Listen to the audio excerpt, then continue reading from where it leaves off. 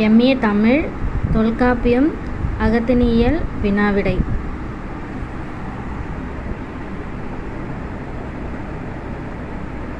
அகம் என்ற சொல்லின் வேறு பெயர்கள்: உள்ளம், மனம், வீடு, பூமி, இருப்பிடம். உள்ளம் நம்ம எல்லாருக்குமே தெரியும், மனமும் தெரியும். ஆனால் வீடு, பூமி, இருப்பிடங்கிறது யாருக்கும் தெரியாது. இது எல்லாமே எதோடைய பொருள் அப்படின்னா அகம் என்ற சொல்லின் வேறு பெயர்கள். அடுத்ததாக திணை.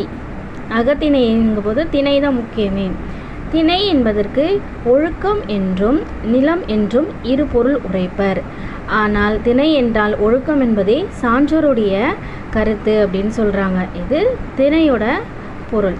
அடுத்தது திணை பாகுபாடில் ரொம்ப முக்கியமானது என்ன அப்படின்னா, திணை என்ற கொள்கை யாருக்கு மட்டும்தான் இருக்குது அப்படின்னா நம்ம தமிழுக்கு மட்டுமே உரையதாக இருக்குது. திண் கூட்டல் ஐ. திண் என்றால் திண்மையை குறிக்கும், ஐ என்றால் உடையது என்று பொருள். அப்போது நம்மளுடைய தமிழர்களுக்கிட்ட இருக்கக்கூடிய அந்த ஒழுக்கம் தான் என்னது? உறுதி உடையது அப்படின்னு சொல்கிறாங்க.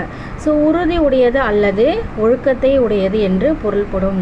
தமிழருக்கே உரிய சிறப்பான எழுத்துக்களில் முக்கியமானது இந்த திணை, ஒழுக்கம் அப்படின்னு யார் சொல்கிறாருன்னா தொல்காப்பியர் சொல்கிறாரு.